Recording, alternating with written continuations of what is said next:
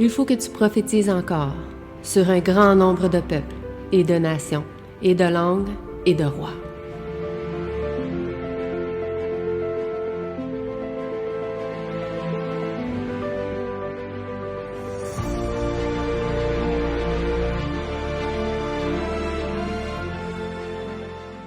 Donc, bon sabbat à chacun de vous.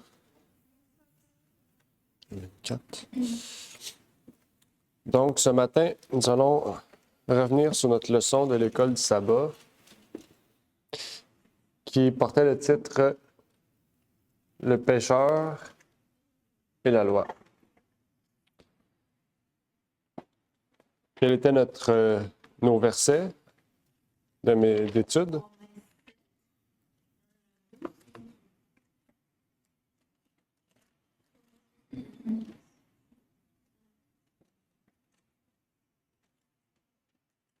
Un à 12. Ouais, 1 à 12.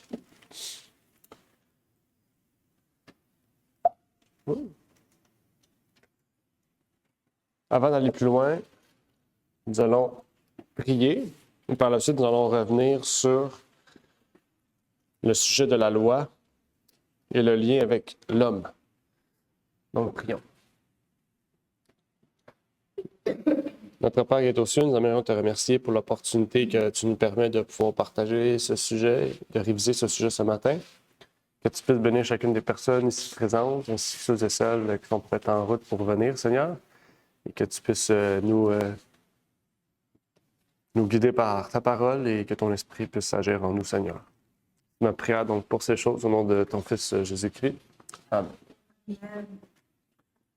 Donc, Paul exprime le fondement de la loi pour l'humanité au travers du chapitre 7. Il nous partage l'importance et le but de la loi pour l'homme en lien avec la justice de Dieu. Une question, débutons par une question, peut-être deux questions. Quand la loi a-t-elle un pouvoir sur nous et que veut dire aussi avoir pouvoir sur nous?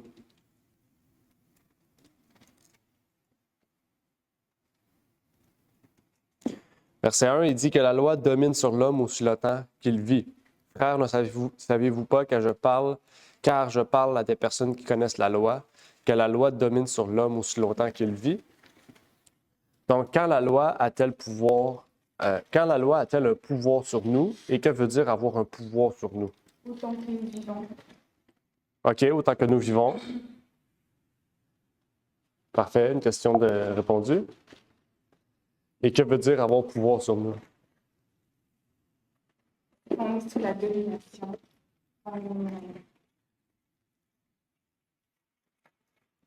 On est sous la domination de la loi? OK. C'est que nous sommes sous la domination de la loi. Ici, d'autres choses à ajouter?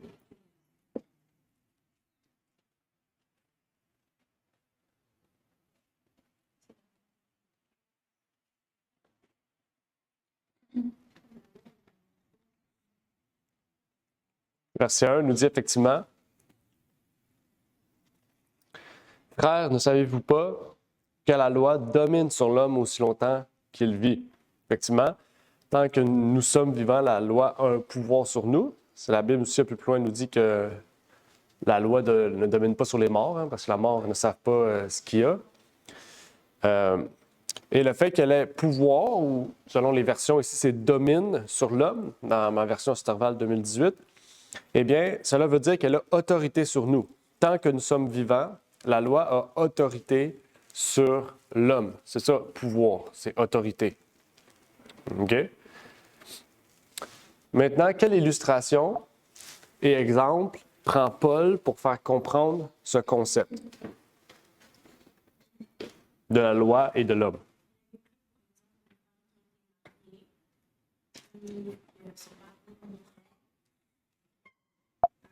De ça, mais qui sont marqués pour toujours en vie, et qu'elle avait un autre homme, elle était de ce genre.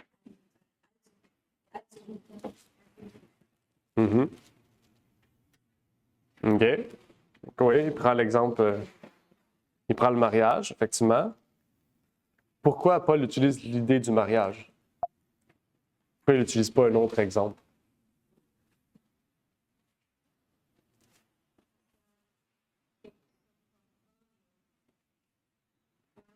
Certaines autorités. OK. L'homme a l'autorité sur la femme, donc ça reviendrait un peu parallèlement avec la loi qui aurait son autorité sur nous. OK.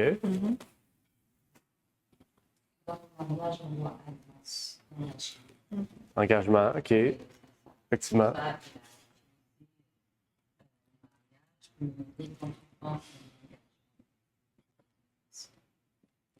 Tu es lié avec cette personne.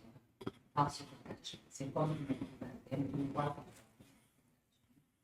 Tu as fait cette relation. Tu dois marcher sur l'autre engagement. OK. Effectivement. Effectivement. On va aller lire d'autres passages. On fait un passage particulier dans l'Évangile de Marc, au chapitre 10.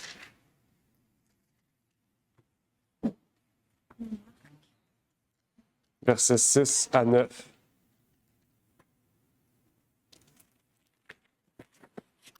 Marc 10, versets 6 à 9. C'est correct. Marc 10, versets 6 à 9.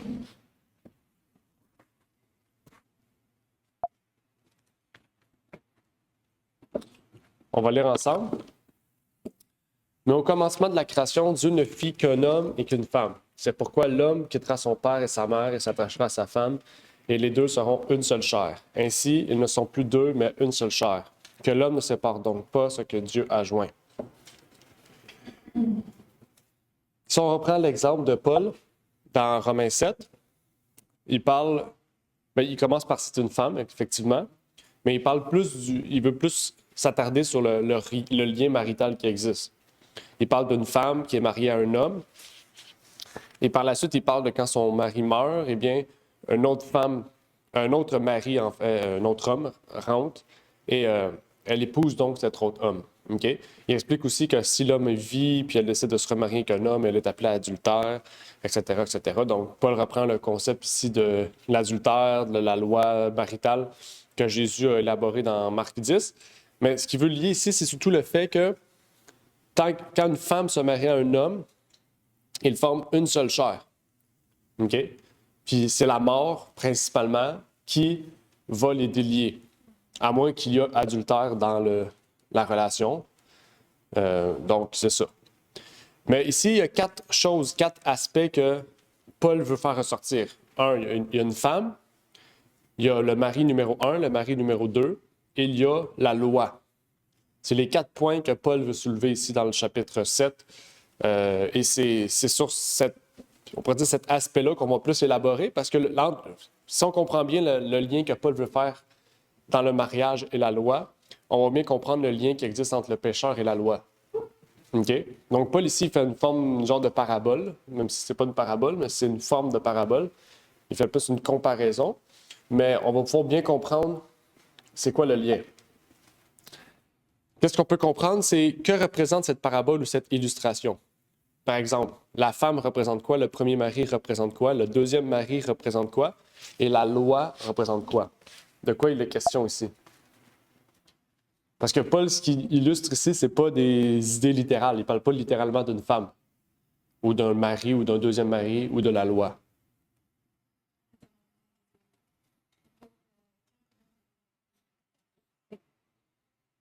Que représente la femme, le premier mari, le deuxième mari? Que représente la loi? Ouais, représente l'humanité. L'humanité.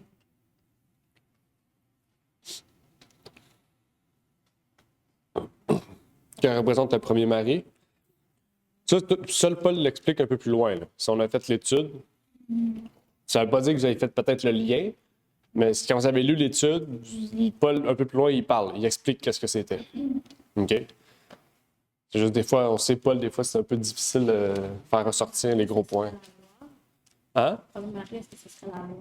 Non. Non? Est-ce que ça touche à la loi?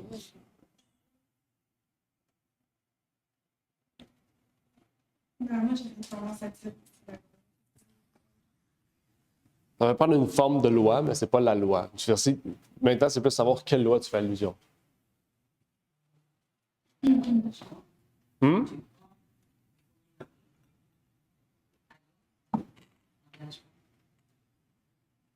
Ouais, c'est un engagement, mais le premier mari, c'est pas. Ça représente quelque chose de plus littéral que le péché, ok. Tu te rapproches. C'est le péché, mais c'est pas le péché. Il y a des termes précis que Paul utilise. Il y a un verset, là. Après, c'est tout cité dans la leçon, donc on peut même citer les versets. Là. 4? Pourquoi tu dirais le verset 4?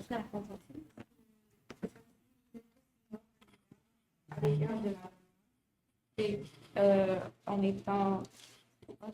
étant proche, comme loin du Christ, je dirais que Christ est le deuxième mari. Oui, Christ c'est le deuxième mari, ça c'est vrai. Le premier, c'est comme le péché, puis Tu te rapproches, parce que tu as parlé de la loi, le verset 4. Mais un peu plus loin, on dit c'est quelle loi? Un peu plus après le verset 4. Verset 4, on introduit, vous êtes devenus morts à la loi. la passion du péché. La passion du péché, c'est ça exactement. Verset 5. Car lorsque nous étions dans la chair, les passions des péchés excités par la loi agissaient dans nos membres, oui. Donc la femme, c'est nous. On peut dire l'humanité, on peut dire les chrétiens, peu importe. Le premier mari, c'est la chair ou le corps du péché. C'est pas nécessairement le péché, mais la loi qui vit en nous. La première loi qui vit en nous, c'est quelle loi? La loi du péché. C'est pour ça que Daniel, quand elle a dit la loi, c'était bon, mais il fallait préciser quelle loi, parce qu'on sait dans la Bible, il y a deux lois. Il y a la loi de la chair, c'est-à-dire la loi des convoitises, comme Aram a dit, la loi des excitations de la chair. Verset 5 en parle. OK? Le deuxième mari, effectivement, Rina l'a dit, le Christ. Puis la loi, la dernière loi, dans le fond. Attends, le deuxième mari, c'est Christ. Ouais. Et le premier mari, c'est avant du péché. Le corps du péché ou la chair. Les passions des péchés aussi, selon la version. Mais j'ai une question. Ouais. C'est pas nécessairement. Par exemple, personne ne va pas nécessairement se remarquer. Bon, j'ai pas vraiment compris. C'est ça. Parce qu'une personne va. C'est ça. C'est ça. Les versets, c'est pas que les premiers versets, c'est pas littéral. C'est une image. Une image, ok. Si tu crois pas que c'est une image, ben, tu pourras pas comprendre le reste du chapitre. Ça marche pas, tu sais. Parce que c'est dit, en effet, la femme qui est mariée est liée par la loi à son mari Ouais, tant qu'il est vivant. Mais si le mari meurt, elle est dégagée de la loi du mari. ouais. Bon, il y a un lien. On va comprendre. C'est pas littéral. Paul prend une image, c'est une parabole. Paul prend quelque chose pour réitérer une image symbolique. Va passer.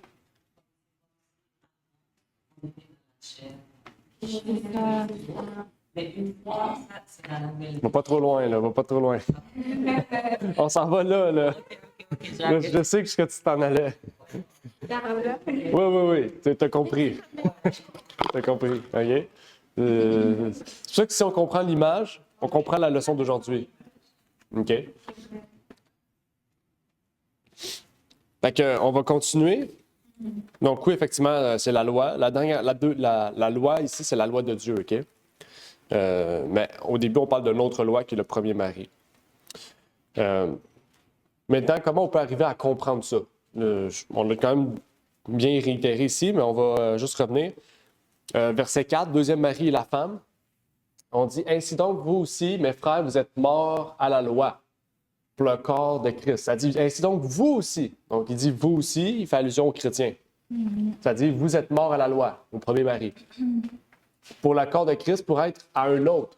En anglais, dans la King James, ça dit, par le corps de Christ, you are now married. OK? Parlant du mariage. Il parle du mariage. Mais en français, on a juste pour être à un autre mari. OK? C'est juste qu'en français, on n'a plus les termes. Ouais, c'est vrai. Moi, en esclavage, c'est à un autre. Ouais, c'est ça. J'ai checké toutes les versions françaises, on ne dit pas un autre mari ou quoi que ce soit. Mais en anglais, on dit vraiment pour être un autre pour être marié à un autre. C'est vraiment clair. Il y a le verset 5 qui parle du premier mari. Il dit: Car lorsque nous étions dans la chair, les passions des péchés, excités par la loi, on parle de la première loi, on parle la chair. Donc, le premier mari, c'est la chair, les passions du péché, les convoitises. En fait, quand on lit tout le Nouveau Testament, on lit Jean, on lit Pierre, on comprend, on voit ça clairement, là. Agissait dans nos membres de manière à produire des fruits pour la mort.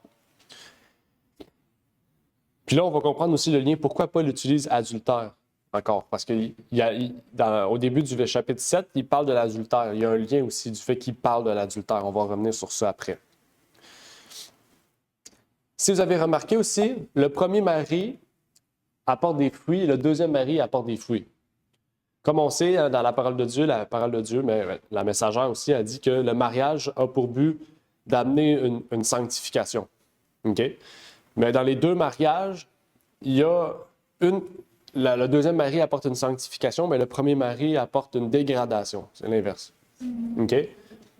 Donc, c'est quoi les fruits que produit le premier mari et quels sont les fruits que produit le deuxième mari?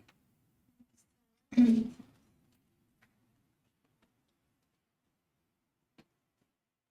premier mari, la convoitise, le péché, la passion. Oui, effectivement. C'est les fruits de l'esprit. Mm-hmm. Effectivement. Si vous avez lu la leçon, on a vraiment les termes fruits dans la leçon. Ouais, exact. Donc, Oui. quels sont les fruits? Tu veux qu'on les nomme, les fruits? Non, pas nommer le fruit, mais c'est quel fruit qui mène? C'est quoi le résultat? La leçon en parle. Il y a le fruit pour la mort. Il y a Ouais. le fruit pour... Le fruit de la mort, oui. Quel verset? 5. Oui, le fruit de Dieu, c'est où? Verset 4.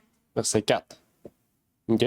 Donc, on voit ici, le deuxième mari apporte des fruits pour Dieu. OK? C'est important, les mots ici sont très importants, les fruits pour Dieu. OK? Donc, quand Jésus il dit « produisez de bons fruits », on produit des fruits pour Dieu, c'est-à-dire pour plaire à Dieu. OK? Donc, on ne fait pas ça pour plaire à Dieu. C'est que les fruits qu'on donne, ça va plaire à Dieu, en fait. Ça va honorer Dieu. Je ne sais pas si vous rentrez, on comprend. Quand on rentre dans un aspect marital, puis c'est ça que j'explique souvent, quand je dis qu'on va au baptême, c'est qu'on va se marier avec Dieu. On comprend un peu plus l'aspect, là, à quel point le baptême, c'est sérieux. Là. C'est pas juste je sais c'est qui Jésus, je connais le nom de Jésus, je peux le baptiser. C'est plus que ça. Là. C'est un mariage. OK? Donc, tu sais, il faut se dire, si on fait une préparation au mariage entre deux humains, pourquoi on ne prendrait pas une préparation au baptême entre justement un humain puis l'être divin, l'être suprême, en fait, qu'on vénère? C'est quand même bizarre, tu sais, de dire qu'on prendrait 6 mois pour faire une préparation au mariage, mais quand il s'agit du baptême, on prend 30 minutes. Genre, tu crois en Jésus? Oui, on te baptise, c'est fini. Tandis que c'est beaucoup plus sacré et plus sérieux encore que le mariage. OK? Donc, c'est la même chose, en fait. OK? Donc, les fruits du premier mari sont la mort et les fruits du deuxième mari sont divins ou sont éternels. On peut dire ça comme ça. Maintenant, puisque Paul il dit que le premier mari meurt, de quelle mort meurt le premier mari? On sait, il dit qu'il faut que le premier mari meure pour qu'on se marie avec le deuxième. C'est le seul moyen, sinon c'est de l'adultère. Donc, de quoi le premier mari meurt? Là, ne rentrez pas dans le lien de la Bible, Non, Paul. le lien, ouais. Ouais, là, on rentre dans le lien. Il faut que le premier mari meure pour que le deuxième puisse... Oui, avec ce que Paul dit. Qu'est-ce que ça veut dire? Vieil homme, OK. Oui. Est-ce qu'on a un verset?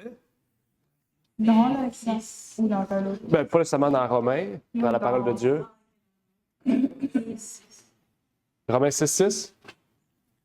Comme Colossiens. Oui. Étant mort à celle selon laquelle nous étions retenus, nous servons en nouveauté de vie, non point en vieillesse de lettres. Oui. Effectivement, le verset 6. Il y a un passage intéressant aussi dans Colossiens. 2, verset 20, qui dit « Si donc vous êtes morts avec Christ, quant au rudiment du monde, pourquoi vous charge-t-on de ces préceptes comme si vous viviez encore au monde? » Qu'est-ce qu'il dit ici? Si donc vous êtes morts avec Christ, quant au rudiment du monde. OK?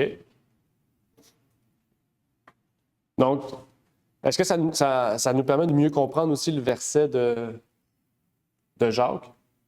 Hommes et femmes adultères. Et hommes et femmes adultères, c'est pas. Parce que le premier mari, s'il est vraiment mort, on ne peut pas retourner à notre premier mari. OK? Donc, en fait, si Dieu nous déclare adultère, c'est que on va se faire baptiser ou on se consacre à Dieu, mais on est toujours encore au rudiment du monde. Donc, on trompe notre premier mari avec notre deuxième qui est Jésus. C'est pour ça que Jésus nous dit adultère. OK? Puis, ici, je pense ça nous a. En tout cas, même pour moi, j'ai compris quelque chose de plus profond avec Jacques 4.4 quand il parle de l'adultère. Mais ça nous montre vraiment ici à quel point c'est sérieux ce que Dieu dit. Parce que ceux qui sont déclarés adultères, c'est-à-dire qui aiment encore l'amour du monde, tandis qu'ils disent croire en Dieu, c'est-à-dire qu'ils vont vers le premier mari, tandis qu'ils se marient avec le deuxième, mais en fait, ils ne pourront pas être sauvés. Parce qu'ils ne sont pas morts encore au monde. C'est ça que la Bible nous dit. On va le lire ici. Si donc vous êtes morts avec Christ quant au rudiment du monde, OK, c'est clair. Si donc vous êtes morts avec Christ quant au rudiment du monde, si on laisse notre vieil homme derrière, bien, notre nouvel homme, eh bien, c'est notre deuxième mari. C'est-à-dire que notre premier mari est mort, c'est-à-dire le monde, en nous est mort. Donc, le deuxième mari qui vit en nous, c'est Christ. OK? Mais si notre premier n'est pas mort, puis on accepte le deuxième, on est déclaré adultère automatiquement. OK? Donc, c'est pour ça que c'est important de bien comprendre l'objet du baptême. Puis s'il faut en refaire un autre, bien, il faut en refaire un autre. Ça se peut des fois, ça ne veut pas dire que des fois on ne va pas retourner, mais si on retourne, il vaut mieux se remarier ou renouer nos liens par un baptême ou d'une quelconque manière. Et c'est pour ça que la parole de Dieu nous avertit dans les derniers temps de quelque chose de très intéressant. Peut-on avoir l'apparence de la piété, mais renier ce qui en fait la force? C'est exactement ça, l'adultère. OK? L'adultère, c'est ça. C'est ce que l'Église de Sardes, je ne me trompe pas, nous dit. Wow. Ouais. Il dit, je connais tes œuvres, tu as la réputation d'être vivante, mais tu es mort. OK? Pourquoi tu es mort? Parce que tu es encore au premier mari. OK? Donc ça, c'est la réputation de l'apparence de la piété. L'apparence de la piété paraît fort, paraît chrétien, paraît solide, paraît un peu comme un juif. Il paraît tout extérieurement un chrétien, mais plus on parle avec, plus qu'on côtoie, plus qu'on va chez eux, plus qu'on voit que finalement, non, c'est une apparence, c'est une facette, c'est un aspect visible de sa vie, mais si on la connaît vraiment, on voit que c'est pas vraiment un chrétien, il est mort en fait. OK? Ellen White nous dit dans La tragédie des siècles, l'esprit qui caractérisera les grands mouvements religieux de l'avenir s'est exercé à des degrés divers dans un grand nombre de réveils nés au cours du siècle dernier. Ils font surtout appel aux sentiments et on y trouve un mélange de vrai et de faux propre à induire en erreur. Mais la séduction n'est pas inévitable. Il n'est pas difficile, à la lumière de la parole de Dieu, de déterminer la nature de ces mouvements. Ça dit, là. Il n'est pas difficile, à la lumière de la parole de Dieu, de déterminer la nature de ces mouvements. Donc, si on ne rouvre pas la parole de Dieu, ça devient difficile. OK? Donc, quand quelqu'un dit « Ah, c'est difficile de discerner le vrai du faux », mais rouvre la parole de Dieu, ça sera facile. OK? C'est une déduction logique suite au contraire à ce qui est marqué. On peut lire aussi « On peut être sûr que la bénédiction de Dieu n'est pas là où l'on néglige le témoignage des Écritures et où l'on se détourne des vérités qui exigent le renoncement et la séparation du monde. » Intéressant ça aussi. OK? Donc, ça veut dire que si on rentre dans un lieu, une église, où si on voit des gens qui se disent être chrétiens, mais qui n'ont pas de renoncement ou n'ont pas de séparation au monde, bien, c'est l'apparence de la piété, mais ce n'est pas vraiment la piété. OK? Tandis qu'ils sont encore dans le premier mari, ils ne sont pas vraiment au deuxième mari. Si en outre on applique cette règle de Jésus, vous les reconnaîtrez à leurs fruits, on vient de parler des fruits, on pourra se convaincre que ces mouvements ne procèdent pas de l'Esprit de Dieu. C'est vraiment clair. OK? C'est pas difficile. Pour ceux qui étudient la parole de Dieu, pour ceux qui sont étudiants de la parole de Dieu, OK? Donc, on parle d'étudiants de la parole de Dieu. Eh bien, la prière, accompagnée de l'étude de la parole de Dieu, va nous permettre facilement de déterminer si un mouvement est vrai ou faux, si un mouvement est pieux ou non, ou si c'est une illusion de la piété. Et on sait, 1 Timothée, on a lu le texte tantôt, nous révèle que, en fait, dans les derniers temps, l'apparence de la piété sera courant. Ce sera quelque chose d'habituel. Parce que Timothée, il faut se rappeler, il ne parle pas juste des non-chrétiens. On dit souvent, il s'adresse aux non-chrétiens. Les non-chrétiens ne peuvent pas être pieux. Donc, Timothée parle principalement des derniers jours en lien avec le christianisme. Il dit que le christianisme va agir comme ça, incluant le fait qu'ils ont l'apparence de la piété, mais qui renie ce qui en fait la force. Et ce qui fait la force de la piété, c'est la vérité. Donc, la question qu'on peut se poser, la loi est-elle encore valide sur le deuxième mari?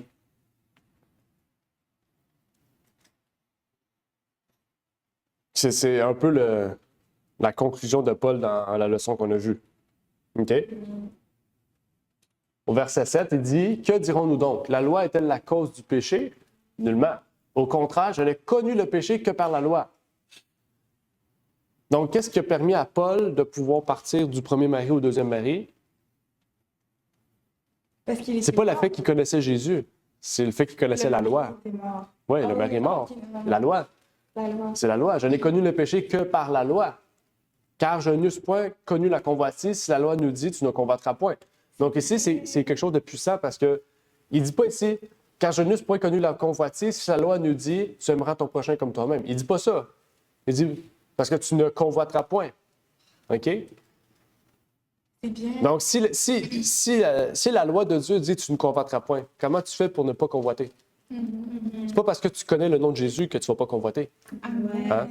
C'est parce que tu vas dire je te partage Jésus, puis tu vas aller étudier l'enseignement de Jésus, puis par l'enseignement de Jésus, tu vas voir que Jésus il dit tu ne convoiteras point.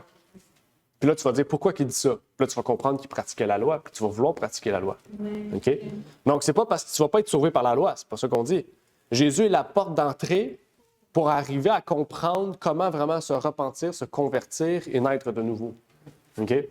Mais si on détache la loi et qu'on parle juste de la grâce, eh bien, on va vivre dans une société où qui va toujours être marié au premier mari, non pas au deuxième.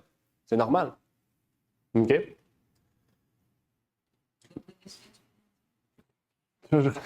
Ouais. J'ai dit. En fait, je peux répéter, moi, de ce que j'ai compris, OK, c'est que, en tout cas, c'est tellement merveilleux et je remercie le nom du Seigneur pour ça. Gloire à sa parole. Et en fait, qu'est-ce qu'il faut savoir, c'est que on n'aurait pas connu notre deuxième mari si on n'avait pas la loi. Sinon, parce que Paul y répond, « Que dirons-nous donc? La loi est-elle la cause du péché? Nullement. Au contraire, je n'ai connu le péché que par la loi. » Donc, parce qu'avant, il était sous le péché, sous la chair, il était conduit par les passions pécheresses, par le monde, mais en ayant comme vu que cette passion-là, elle est morte, il a pu connaître Jésus-Christ parce que c'est par ça que, en fait, Jésus-Christ, c'est ça. Il est conscient qu'il pêche et c'est en Jésus-Christ qu'il a été délivré et sauvé. Donc, pour les personnes qui disent que la loi, elle est caduque, on n'a plus besoin de la loi, mais on n'aurait pas connu le deuxième mari et on n'aurait pas connu le péché. C'est avec la loi qu'on reconnaît qu'on est pécheur, qu'on a péché et qu'on a besoin de Jésus-Christ, notre Sauveur. Exactement. Est-ce qu'il y a des questions sur ce verset-là? Des commentaires? Amen, amen, avec un gros A. Et je prie pour que comme chaque personne puisse avoir cette compréhension-là. Vraiment. Exactement. Parce qu'il y en a qui pensent que on croit que parce qu'on a la loi, c'est la loi vraiment, on est encore sur la loi, puis on n'a pas de grâce. Mais les deux marchent de pair. Tu peux pas avoir l'un, puis rejeter l'autre, puis ça marche de pair. S'il y a plus de loi caduque, comme dit, Jésus est venu pour vraiment restaurer ça en nous. Il n'est pas venu pour détruire. De toute façon, on le sait déjà, il n'y a pas un iota de la parole qui devait être enlevé. Mais maintenant, avec le Romains 7, maintenant, c'est comme... Oh, gloire à Dieu. On est capable de l'expliquer bien. Et là, je peux dire, comme Paul, on peut dire comme adultères que nous sommes, pourquoi retournons-nous donc dans les choses du péché alors qu'on a la vie en Jésus-Christ? Pourquoi retourner dans les choses du monde, retourner dans les choses qui sont éphémères alors qu'on a la vie avec Jésus-Christ, qu'on a la paix avec lui, qu'on peut vivre sa vie avec lui, marcher, porter la croix comme Jésus-Christ il a porté, marcher dans ses pas, marcher avec lui comme Enoch il a marché. C'est la vie parfaite. Ouais, man. Ça nous amène à comprendre aussi, répondre à ta question, parce que tu dis comment on fait pour retourner aux anciennes choses.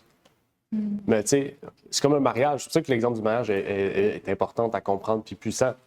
Comment tu peux avoir un mariage en santé si tu ne prends pas le temps avec ton mari? Exact. Tu sais, on remarque, on prend toutes les couples qui se séparent, peu importe les raisons, on prend un couple qui se sépare. Là, tu vas voir, quelles sont les raisons? Ah, ben, la femme travaille 70 heures semaine, puis le mari travaille 90 heures. Ils se voient plus. À un moment donné, qu'est-ce qui arrive?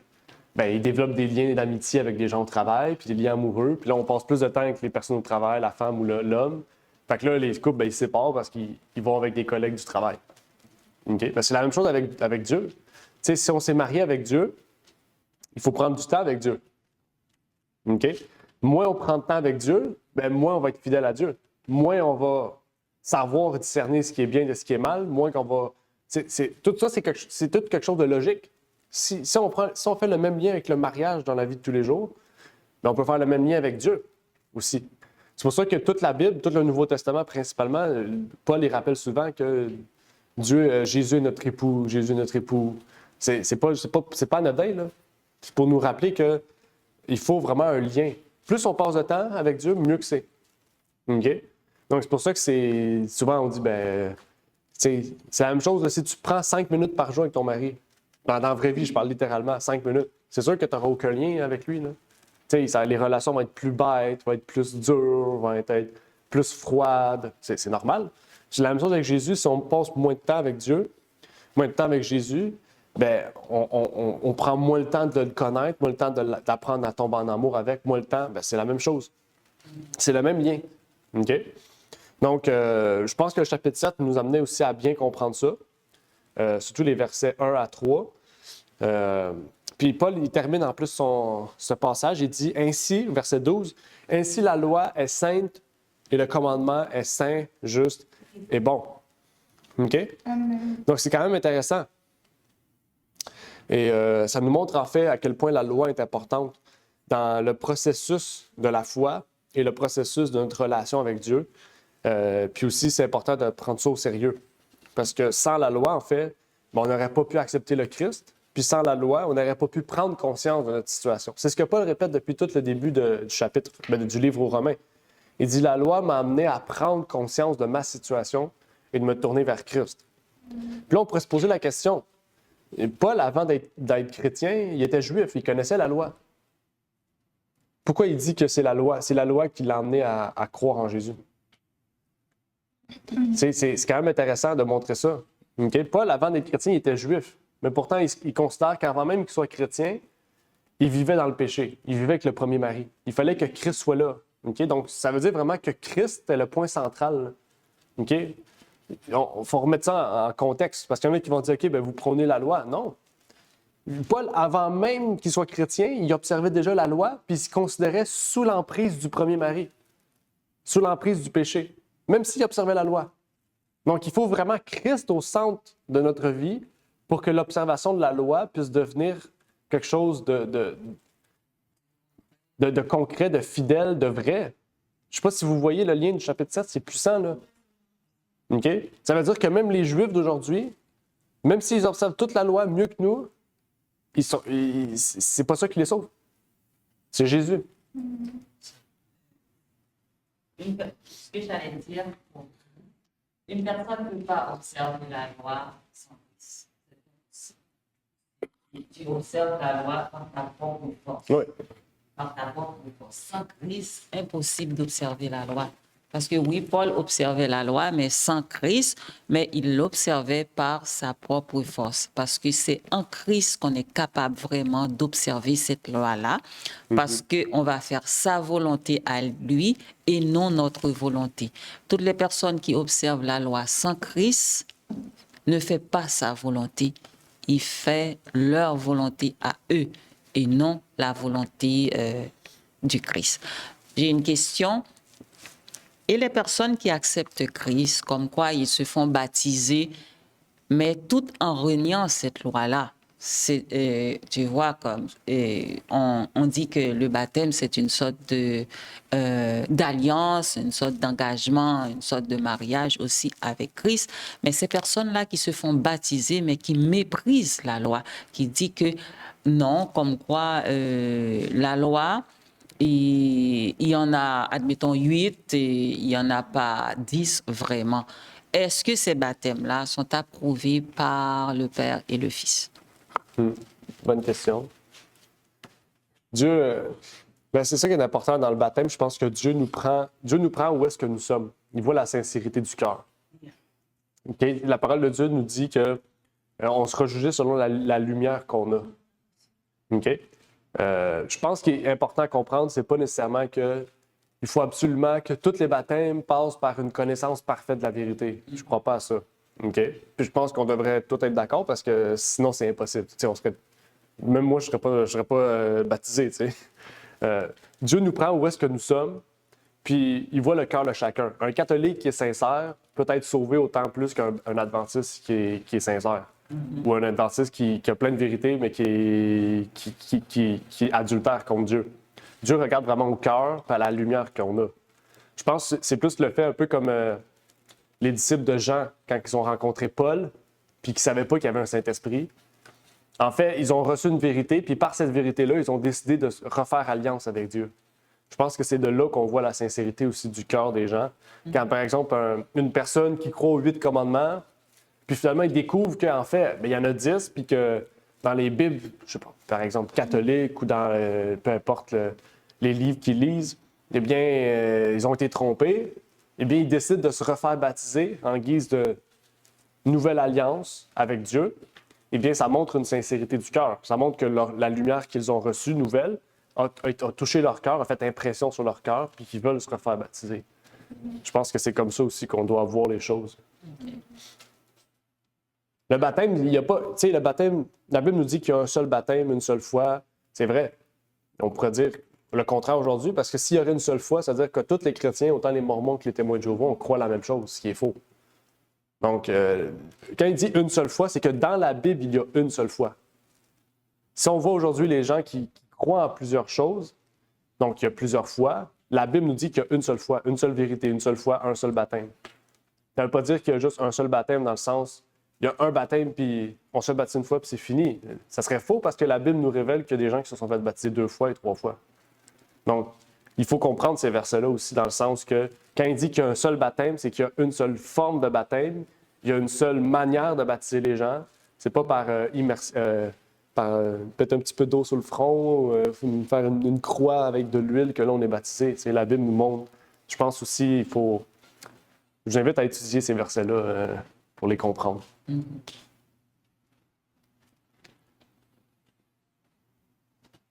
Est-ce qu'il y a d'autres commentaires ou questions?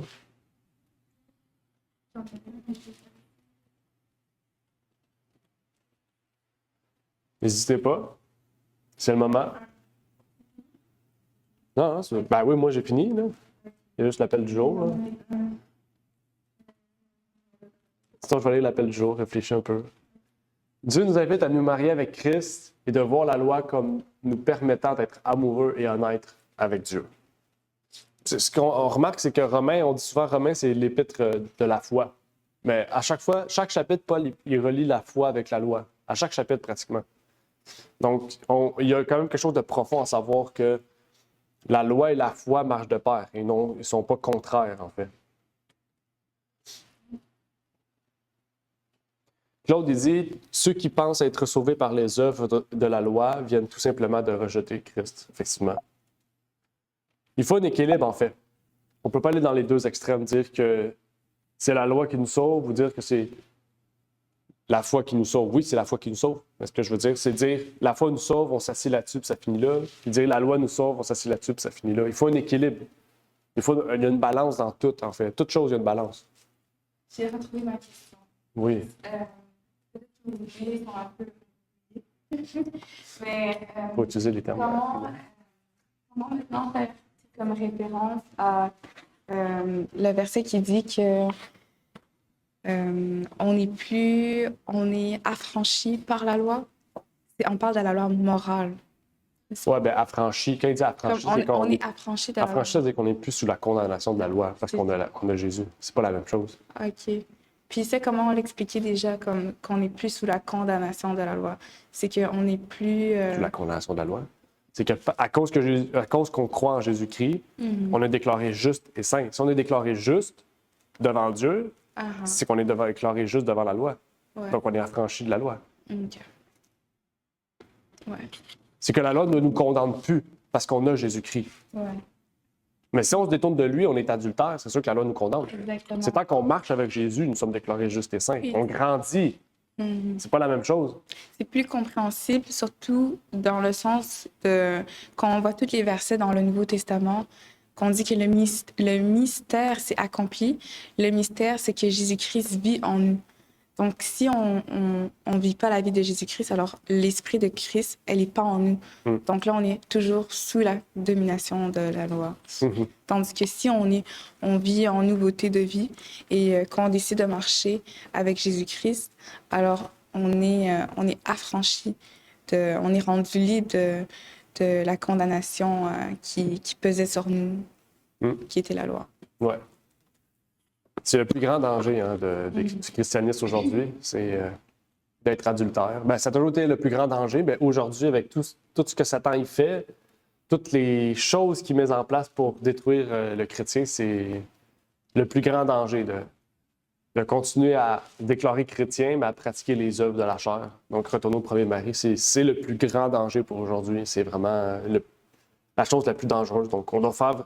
C'est quand la Bible nous dit qu'on doit prendre les plus grandes précautions dans les derniers temps, c'est vraiment quelque chose de sérieux. C'est pas... Paul, il s'est pas amusé à marquer ça. Là. C'est sérieux. Dans les derniers temps, quand il dit dans les derniers temps, les gens seront comme ça, il parle des chrétiens. Donc, il faut faire attention pour ne pas être parmi cette liste-là parce que. C'est ça que j'ai appris. Que ce sont les chrétiens. Oui. Timothée, il parle au monde aussi, mais il parle principalement aux chrétiens. OK? C'est principalement aux chrétiens. La Bible a été faite pour les chrétiens, pas pour le monde. Donc, il parle principalement pour nous. La piété, mais on trouve juste la piété dans le christianisme. Oui, dans le chrétien. Exact, oui. OK. Bon, on va terminer par la prière. Prions. Notre Père qui est aux cieux, nous aimerions te remercier pour l'opportunité que tu nous permets d'être aujourd'hui présent. Merci de nous permettre de mieux comprendre ces leçons de l'école de sabbat sur l'Épître aux Romains, Seigneur. Nous te remercions déjà d'avance pour tous les bienfaits que tu nous permets d'avoir et de comprendre, Seigneur, dans notre vie. Que tu puisses continuer à nous guider par ton esprit pour que nous puissions toujours non seulement nous rapprocher de la vérité, mais aussi nous parfaire, Seigneur, pour toujours plus ressembler à ton image et que nos fruits puissent être des fruits dignes de l'honnêteté et de louange pour toi, Seigneur. Et je te prie donc pour toutes ces choses au nom de ton Fils Jésus-Christ. Amen. Merci d'avoir écouté cette vidéo. Si vous désirez rejoindre l'œuvre au Québec, veuillez nous contacter par email à asjh1889 de Terrebonne @gmail.com et via Facebook à commercial ASJH1889 de Terrebonne. Merci à vous et que Dieu vous bénisse.